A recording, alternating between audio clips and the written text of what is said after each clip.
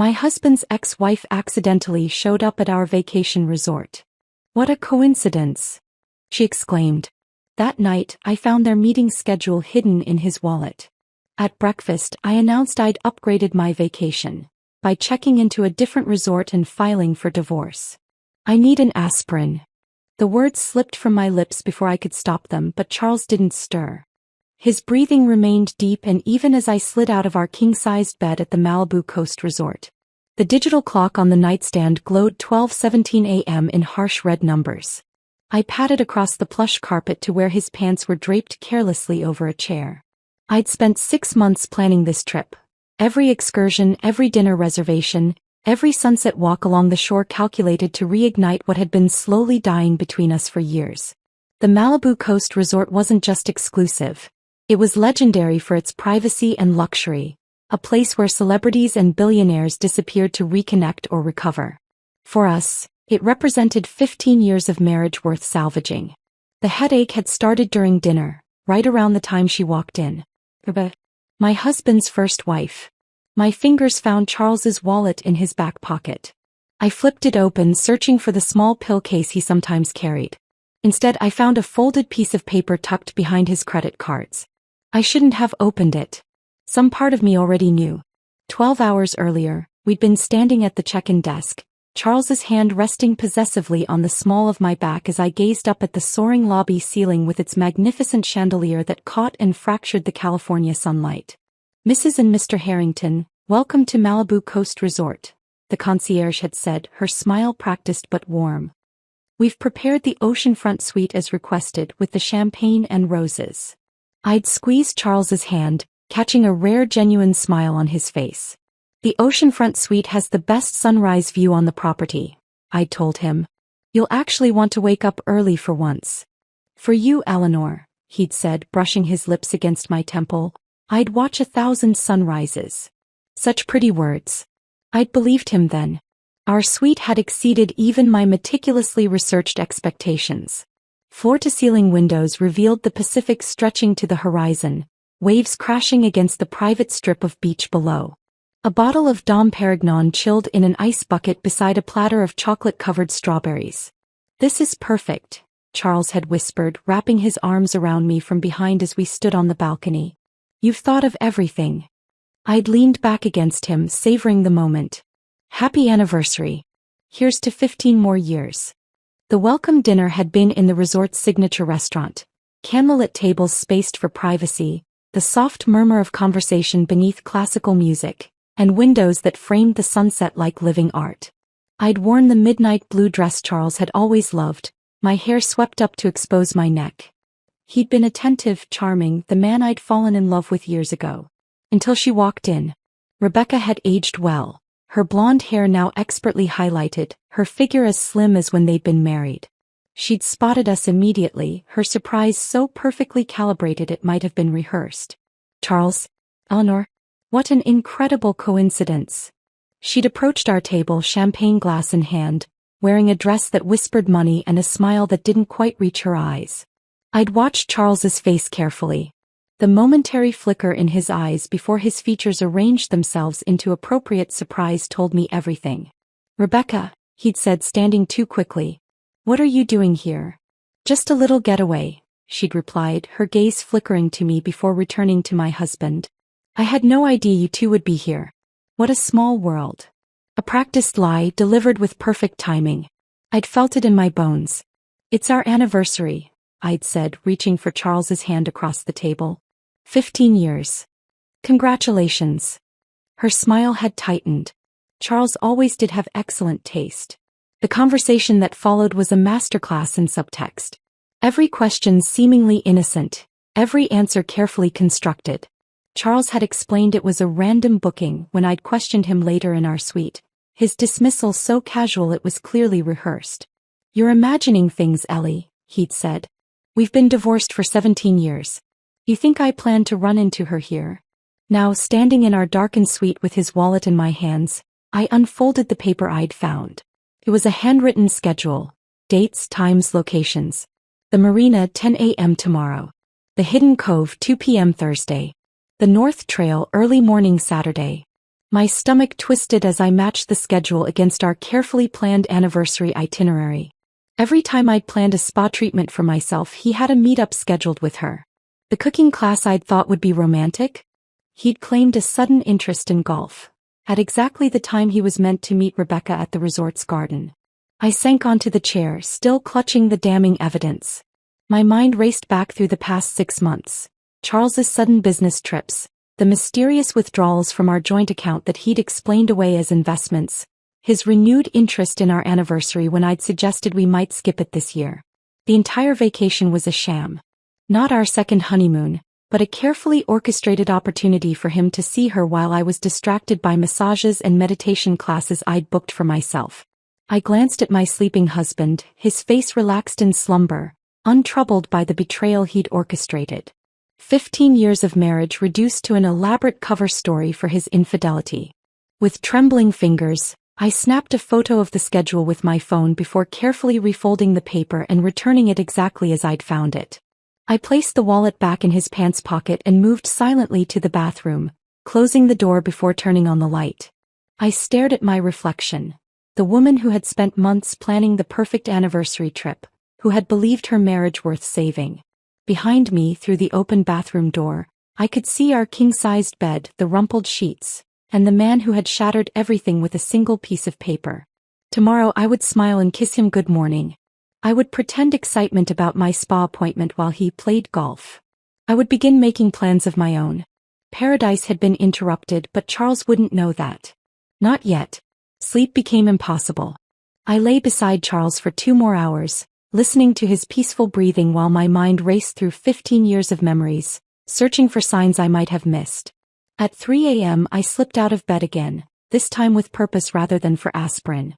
Charles's laptop sat on the desk in our suite's living area. The ocean waves provided a rhythmic soundtrack as I carefully opened it, the blue light illuminating my face in the darkness. I knew his password pattern. He rotated between our anniversary date and his mother's birthday, occasionally adding an exclamation point when systems required it. Amateur security for a man with so much to hide. I tried our anniversary first. 060820009. Nothing. His mother's birthday with an exclamation point. 11251955. The screen unlocked, revealing dozens of open browser tabs. Charles had always been disorganized with his digital life, a trait I'd found endearing until now. His email was still logged in. I clicked through folders, scanning for Rebecca's name, finding nothing until I checked his archived items. There they were, dozens of exchanges dating back 8 months, each message more intimate than the last. Their correspondence revealed a relationship that had rekindled during a business conference in Chicago last fall. A conference I'd encouraged him to attend. "Eleanor thinks I'm networking with potential clients," he'd written. "If only she knew the most valuable connection I made was reconnecting with you." My stomach turned as I continued reading. Their initial reminiscing had quickly evolved into planning meetings and eventually this vacation. Charles had suggested the Malibu Coast Resort because I would be easily distracted by the amenities, while they conducted their real business. Their real business.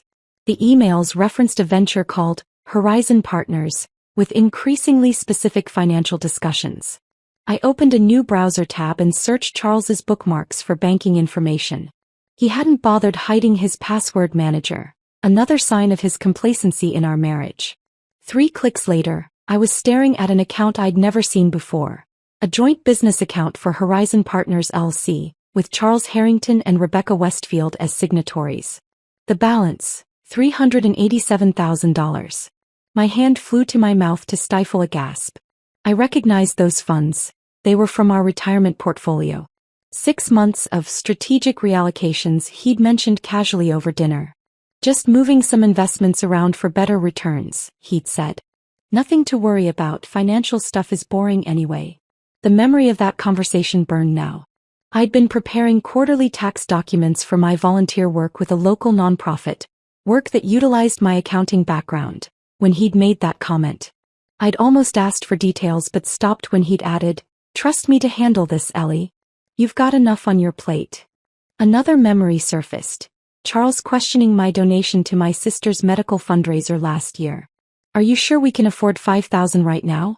We need to think about our future. All while he was siphoning hundreds of thousands into a secret venture with his ex-wife. I methodically took screenshots of everything, sending them to my personal email account before carefully covering my digital tracks.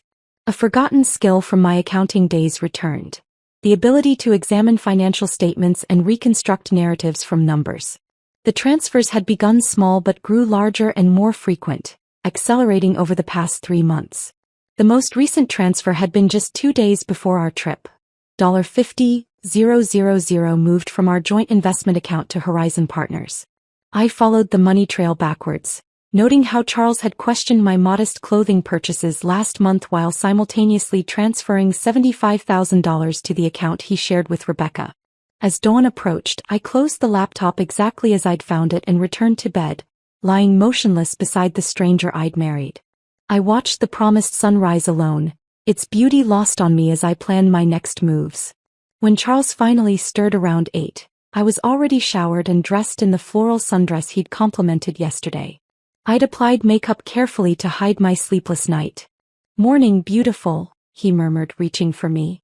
"Sleep well." "Like a dream," I lied, leaning down to kiss his forehead. I ordered breakfast on the balcony. "The view is incredible."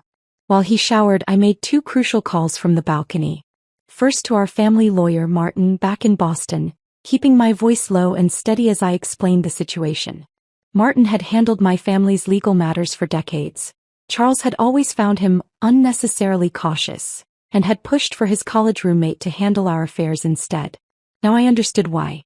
"Don't confront him yet," Martin advised. "Forward everything you found.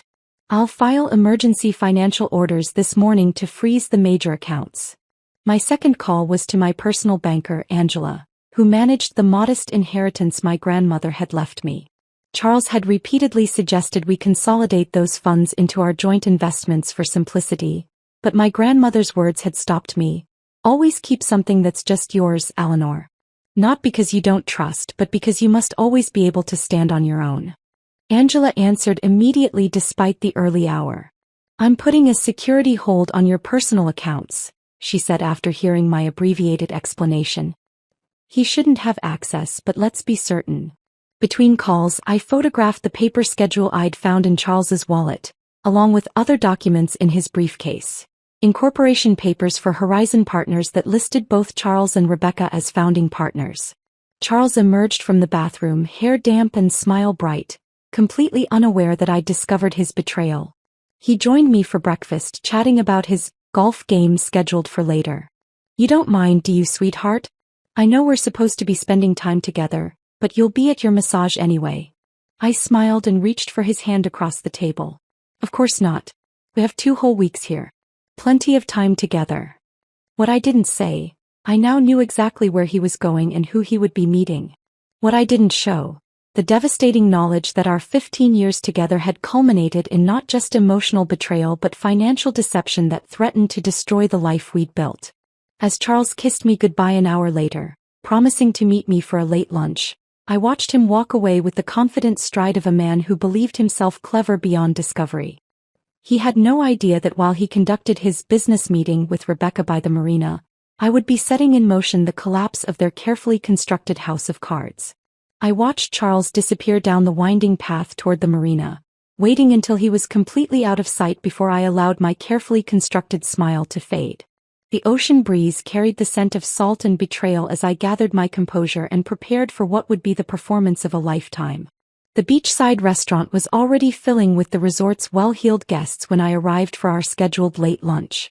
I'd chosen a table with a clear view of the entrance and the marina beyond. I wanted to see them approach. My fingers trembled slightly as I ordered a glass of Sauvignon Blanc, something to steady my nerves before the show began. Right on cue, they appeared at the restaurant entrance precisely 30 minutes after our agreed meeting time. Charles looking relaxed in his golf attire, Rebecca laughing at something he'd said. They paused at the host stand and I watched the moment Charles spotted me. His face performed a remarkable transformation. From intimate camaraderie to surprised guilt to manufactured casualness in the span of 3 seconds. "Eleanor." He approached our table with practiced concern. "I'm so sorry I'm late. You'll never believe who I ran into on the back nine." Rebecca followed with an apologetic smile. I hope you don't mind me crashing your lunch, Charles insisted. Of course not, I replied, raising my wine glass in greeting. What a lovely surprise. Again. The waiter appeared, and Charles ordered drinks for himself and Rebecca without consulting either of us about her joining our table. A small but telling gesture. How was your massage? Charles asked, his hand covering mine on the table in a display of affection that now felt like another line item in his ledger of deceptions. Divine, I lied, having cancelled it to make my emergency calls. Though I did have to step out briefly to adjust our spa schedule. They double-booked one of my treatments. Rebecca's eyes darted to Charles momentarily, a glance so quick most would miss it, but I was watching for exactly these moments now. They had plans that my treatments would accommodate, plans now potentially disrupted. Nothing serious, I hope, Charles said, his thumb absently stroking my wrist in a gesture that once would have comforted me. Nothing I couldn't handle, I assured him, letting warmth infuse my voice while my mind calculated each move in this chess game. We accountants are good with scheduling conflicts. Charles chuckled, relaxed by my reference to my former profession. Eleanor was quite the financial wizard before we got married, he told Rebecca, as if she hadn't been the wife before me, as if they hadn't discussed me extensively in their emails. Really? What firm were you with? Rebecca asked, feigning interest while subtly checking her watch. Brightman and Associates. I specialized in forensic accounting, actually. I watched her face carefully as I added, following money trails was my particular talent. A flicker of unease crossed her features, quickly masked by a smile. Fascinating. I always found finance rather dull, personally. The lunch progressed with excruciating pleasantness. 3 actors performing for different audiences. I asked Rebecca about her current work, knowing from their emails exactly what she did but watching her fabricate a story about art gallery consulting that conveniently omitted Horizon Partners. After Rebecca excused herself to take a business call, I leaned toward Charles. She seems nice. I'm glad we've all moved beyond any awkwardness. The relief on his face was palpable. That's what I've always loved about you, Ellie, your maturity. Once lunch concluded and Charles mentioned another golf lesson scheduled for the afternoon, I smiled and suggested he enjoy himself. I have a facial at 3 anyway. Meet for dinner at 7. The moment they departed, I moved quickly. First, a call to our financial advisor Richard, not from our suite but from a secluded spot near the koi pond where I couldn't be overheard. Eleanor, these transfers were never authorized through me, Richard confirmed after I explained what I'd discovered. Charles circumvented our usual protocols. Can you secure what's left? Already implementing emergency measures based on Martin's filing. The joint investment accounts are temporarily frozen pending review for unusual activity. I ended the call and stared at the colorful fish swimming in blissful ignorance below. 15 years ago, I'd been a rising star at Brightman, specializing in identifying financial fraud and tracking hidden assets. Then I'd met Charles at a charity gala. His family's shipping business was expanding and he'd painted dreams of building something together. 6 months after our wedding, when his company needed restructuring, I'd stepped away from my career, temporarily, to help him stabilize the business. Temporary had become permanent. Each time I'd mention returning to work, there was another crisis at his company, another reason I was needed behind the scenes. Eventually, I'd channeled my skills into volunteer work for nonprofits, telling myself it was more fulfilling than corporate accounting. Now I realized how deliberately he'd isolated me from my professional identity, the very skills that would have spotted his deception years earlier. My next stop was the security office, where I requested to speak with the chief of security privately. Thomas Reeves was a former police detective with kind eyes and a no-nonsense demeanor. Mrs. Harrington, how can I help you? He asked once we were seated in his office. I maintained my composure as I explained, I need to change the access to our suite and secure a separate room under my maiden name, Walsh. It's a sensitive situation involving my husband. His expression remained neutral but understanding flickered in his eyes. We handle these situations with absolute discretion. May I ask if you're concerned for your safety? Not physically, I clarified. But I need privacy and secure access to my belongings without interference. Within 20 minutes, I had key cards to both our original suite and a new room in a different wing of the resort, registered to Eleanor Walsh. Thomas personally escorted me back to the suite, where I knew I had approximately 90 minutes before Charles might return. "Call my direct line if you need anything," Thomas said, handing me his card. "Anything at all." Once alone, I moved with practiced efficiency, selecting essential clothing, toiletries, and the jewelry I'd inherited from my grandmother. I photographed the remaining contents of Charles's briefcase and packed all my crucial documents. The new room would be my command center, but I'd maintain appearances in our suite to prevent Charles from realizing anything had changed. As I transferred the last of my needed items to a resort tote bag, I caught my reflection in the mirror. The woman staring back at me was not the trusting wife who had arrived yesterday, eager to rekindle a marriage. In her place stood someone with clear eyes and a straight spine, the forensic accountant awakening from a 15-year slumber, ready to unravel the financial web Charles had spun. I checked my watch. Charles would be returning soon from his rendezvous with Rebecca. I made one final sweep of the room, ensuring everything appeared untouched, then shouldered my discreetly packed bag. The invisible strategist was now fully awake, and Charles had no idea the game had changed. He still believed he was playing chess while I was setting up checkers. By the time he realized his mistake, I would be 3 moves ahead with my pieces already in position. I closed the door to our suite and headed toward my new room, my steps light with purpose rather than heavy with betrayal. The time for tears had passed. Now was the time for action. My new room was smaller but offered a serene view of the coastline from a different angle. I placed my grandmother's jewelry box on the dresser, a tangible reminder of her wisdom that was now guiding me through this crisis. After arranging my essential belongings, I opened my laptop and reviewed the evidence I'd compiled so far. The financial trail was damning, but I needed expert confirmation. Martin had texted me a name: Daniel Atwood, a senior forensic accountant at Deloitte who coincidentally was staying at the resort for a financial technology conference. Martin had worked with him on several cases and vouched for his discretion. "He'll meet you at 4:30 in the resort's business center," Martin's message read. "He owes me a favor." I checked my appearance in the mirror, straightening my resort wear and applying a fresh coat of lipstick. The woman who gazed back at me looked composed and professional, no hint of the turmoil beneath the surface. Perfect. The business center was quietly buzzing with conference attendees when I arrived.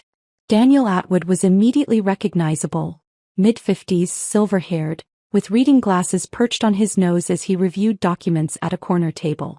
He stood when I approached, offering a firm handshake. "Mrs. Harrington, Martin briefed me on your situation. Thank you for meeting on such short notice," I said, sliding into the chair across from him. "And please call me Eleanor." I presented him with my evidence: the screenshots, account statements, and transfer records I'd meticulously documented. His expression remained neutral as he reviewed each item, occasionally making notes on his tablet. "This is textbook financial infidelity," he finally said, removing his glasses.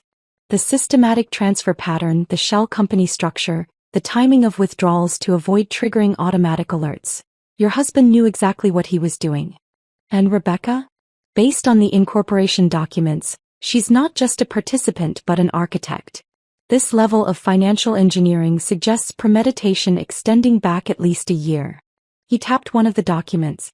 "These particular transfers, disguised as business investments, they're structured to establish plausible deniability if questioned." My suspicions confirmed, I felt a strange calm settle over me. Is there anything I've missed? Any angle they could use to justify this? Daniel's eyes were kind but his words precise. "Eleanor, you've constructed a fortress of evidence. Your background in forensic accounting shows this is more thorough than what many professionals would compile in weeks, let alone hours." We spent the next 45 minutes reviewing legal strategies and financial safeguards. As our meeting concluded, he handed me his business card. "Call me directly if you encounter any resistance from financial institutions. Martin mentioned your husband has connections in Boston banking circles." "Thank you, Daniel, for everything. One last thing," he added as I stood to leave. "Don't underestimate the emotional impact of what you're doing. Financial battles can be as draining as emotional ones." I nodded, appreciating his concern while knowing he couldn't possibly understand the depths of betrayal I was processing. My next stop was a secluded corner of the resort's garden where I could make secure calls to finalize the protection of my personal assets. My grandmother had left me a modest but significant inheritance: property in Vermont, a portfolio of blue-chip stocks, and several family heirlooms. Charles had repeatedly suggested we fold these assets into our joint holdings for tax efficiency, but I'd always maintain them separately. "Always keep something that's just yours, Eleanor," my grandmother had counseled while showing me her jewelry collection before she passed. Not because marriage isn't about sharing, but because every woman needs the security of knowing she can stand on her own 2 feet if life takes an unexpected turn. I completed the calls, confirming that my personal accounts were now under additional security protocols and inaccessible to anyone but me. The weight on my shoulders lightened slightly. I had a financial foundation that Charles couldn't touch. Returning to the main building, I approached the concierge desk to arrange for a dinner reservation. Maintaining appearances was crucial. The concierge, Sophia, had assisted with our check-in yesterday in what now felt like another lifetime. "Mrs. Harrington, perfect timing," she said. "I was about to call your room. There's been a special wine delivery for your anniversary dinner tonight." As she stepped away from her desk to retrieve the delivery note, I noticed a photograph tucked into the corner of her workstation. Sophia with a young girl, perhaps 8 years old, both beaming at the camera. "Your daughter?" I asked when she returned. Her expression softened. "Yes, my everything, Emma." Something in her tone resonated with me. "She's beautiful." Sophia hesitated, then lowered her voice. "Mr. Reeves from security mentioned you might need some additional assistance during your stay." My guard instantly rose. "I'm not sure what you mean." 3 years ago I was in a similar situation," she said quietly, her eyes meeting mine with understanding. "Different circumstances, same betrayal. This resort was my fresh start afterward." She slid a note across the counter. "If you need anything that wouldn't normally appear on a resort bill, documentation services, secure transportation, local legal contacts, call this number. My sister's firm specializes in helping women in transition." The unexpected alliance brought the first genuine warmth I'd felt since discovering Charles's betrayal. "Thank you, Sophia." Back in my new room, I finalized arrangements for the next day. A flight home was booked under my maiden name for tomorrow afternoon. Martin had arranged for preliminary divorce papers to be prepared, with copies sent to my secure email. The financial protections were in place. And then suddenly the weight of everything crashed down upon me. 15 years of marriage. Countless memories. The future we'd planned. All built on a foundation of lies. I sank onto the edge of the bed, my carefully constructed composure finally crumbling. The tears came in waves. Grief for what I'd thought we had, rage at his calculated deception, fear of the uncertain path ahead. I allowed myself exactly 20 minutes to fall apart completely. Curled on the bed, I released every emotion I'd been controlling since finding that damned paper in his wallet. 20 minutes to mourn the death of my marriage. When the timer on my phone chimed, I rose and washed my face with cold water. In the mirror, I saw reddened eyes but also a clarity that hadn't been there before. For 15 years, Charles had underestimated me, assumed I was too trusting, too focused on our relationship to notice his schemes, too removed from my professional skills to follow his money trail. His fatal error was forgetting who I had been before I became Mrs. Charles Harrington. He'd never truly known Eleanor Walsh, the woman who had tracked down hidden assets worth millions and testified in federal court against financial fraudsters before she was 30. I dressed carefully for dinner, knowing it would be our last evening of pretense. Tomorrow's breakfast would change everything. I selected a resort stationery card and wrote a simple note to be delivered with the breakfast champagne. To 15 years of partnership and absolute honesty. One final check of my preparations, one last review of the evidence organized in my portfolio, and I was ready. Tomorrow Charles and Rebecca would discover what happens when you underestimate a woman who spent a decade finding hidden money before becoming your wife. I straightened my shoulders and headed to meet my husband for dinner, the chess pieces of my counterattack now perfectly positioned on the board. Dinner had been a masterclass in deception, not mine but Charles's. Throughout 5 courses of exquisite cuisine, he'd played the attentive husband, reminiscing about our early years together, toasting to many more decades of happiness. I'd matched his performance, raising my glass to truth and partnership, watching him smile without a hint of irony. When morning came, I woke before dawn, calm and focused. I showered, styled my hair and chose my outfit with deliberate care. A cream-colored linen dress that conveyed both elegance and authority. I added my grandmother's pearl earrings and the sapphire pendant Charles had given me on our 10th anniversary. Armor of a different kind. A text message from Sophia confirmed my special breakfast arrangements were in place. A second text from Thomas Reeves assured me the car would be waiting at the side entrance as requested. Everything was ready. Charles stirred as I was applying my lipstick. "You're up early," he mumbled, reaching for his phone to check the time. "I thought we should have a proper anniversary breakfast," I replied, my voice light. "I've reserved a table on the terrace at 9. He hesitated for just a moment, long enough for me to know he was mentally checking his schedule with Rebecca. "Perfect," he finally said. "Though I do have that golf lesson at 11. I'm sure you'll make it on time." The terrace restaurant overlooked the Pacific, the morning sun transforming the water into a canvas of diamonds. I'd chosen our table strategically, centrally located but with some privacy, visible from the entrance but not too close to other diners. The maitre d' led us to our seats with practiced flourish. "The champagne will be served at 9:30 as requested, Mrs. Harrington," he confirmed discreetly. Charles raised an eyebrow. "Champagne for breakfast? We're being decadent." "It's our anniversary," I reminded him. 15 years deserve something special. We ordered Belgian waffles for him, fruit and yogurt for me. A meal I knew I wouldn't eat. As we waited, Charles checked his watch twice, his fingers tapping an impatient rhythm on the tablecloth. "Expecting someone?" I asked innocently. "Just mindful of that golf lesson," he said, reaching for my hand across the table. "Though I hate to cut our breakfast short." "Don't worry," I assured him. "I've made sure everything is perfectly timed."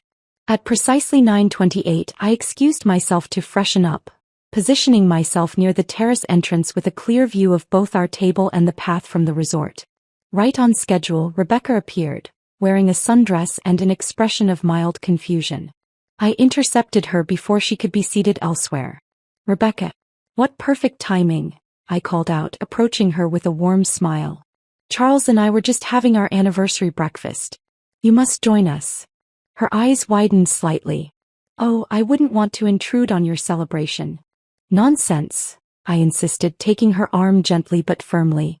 "After all, we're practically business partners, aren't we?" The flash of panic in her eyes was unmistakable, but social conditioning prevailed. She allowed me to guide her to our table, where Charles's face performed another remarkable transformation, shock to alarm to forced pleasure. "Look who I ran into," I announced as we reached the table. I invited Rebecca to join our anniversary celebration. A server approached with the champagne I'd ordered, a vintage Dom Perignon that cost more than most people's weekly salary. "Perfect timing," I said as he began to pour. "We're all here now." Charles's smile became fixed as Rebecca took the seat I'd pulled out for her, directly across from him beside me. "How unexpected," he managed. "The best surprises always are," I replied, lifting my glass once the server had finished pouring. "To partnerships, honesty and consequences." Charles's glass paused halfway to his lips. "Consequences." I reached beneath the table for the slim portfolio I'd positioned earlier and placed it on the table between us. "Before Rebecca arrived, I wanted to share my anniversary gift to you both." Charles glanced at Rebecca, then back to me. "Eleanor, what are you talking about?" I opened the portfolio, removing the first document, a printout of their email exchanges. 15 years is the crystal anniversary, but I thought paper would be more appropriate. The color drained from Charles's face as he recognized the emails. Rebecca's champagne glass froze midair. "This is just the beginning," I continued, my voice steady. "I've compiled quite the collection. Emails, bank statements, incorporation documents for Horizon Partners LLC. I laid each document on the table as I named them. The unauthorized transfers from our retirement accounts. The schedule of your meetings during our second honeymoon." "Eleanor," Charles began, but I held up my hand. "I'm not finished," I said. "While you were playing golf yesterday, or rather meeting with Rebecca by the marina to discuss your next transfer, I was rather busy myself. I withdrew another document. This is a notice of emergency financial action filed yesterday morning. All our joint accounts are frozen pending investigation of unauthorized transfers. Rebecca placed her champagne glass down carefully. Charles, what is she talking about? She doesn't know? I asked, genuine surprise coloring my voice. You didn't tell your business partner that the money you've been funneling to Horizon Partners was taken without authorization? That's securities fraud, Charles. And conspiracy in Rebecca's case once she accepted the funds. The terrace around us continued its morning rhythm. Servers delivering breakfast, glasses clinking, conversations flowing. Our private drama was contained within our bubble of tension. You're overreacting, Charles said, attempting to regain control.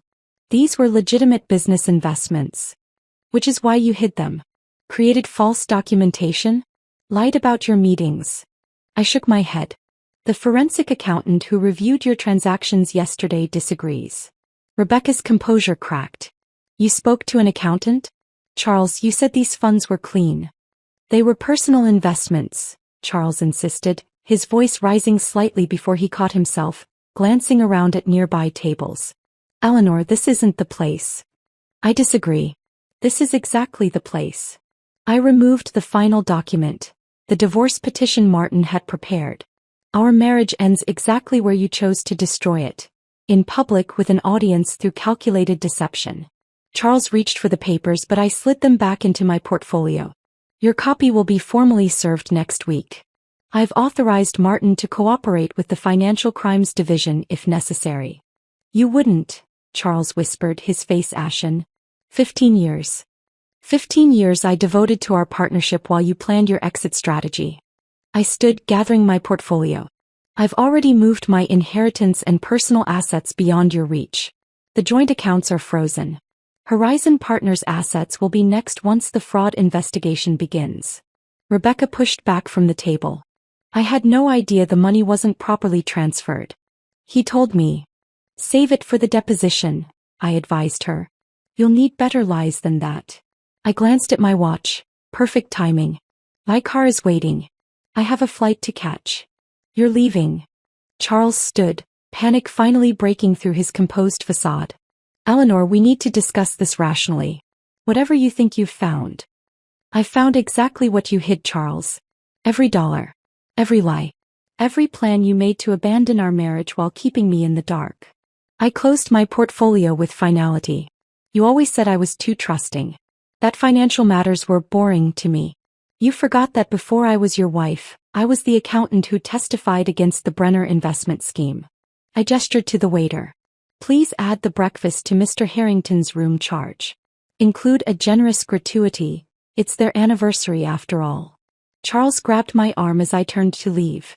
You can't just walk away. I met his eyes for the last time, seeing not the man I'd loved but a stranger I'd finally recognized.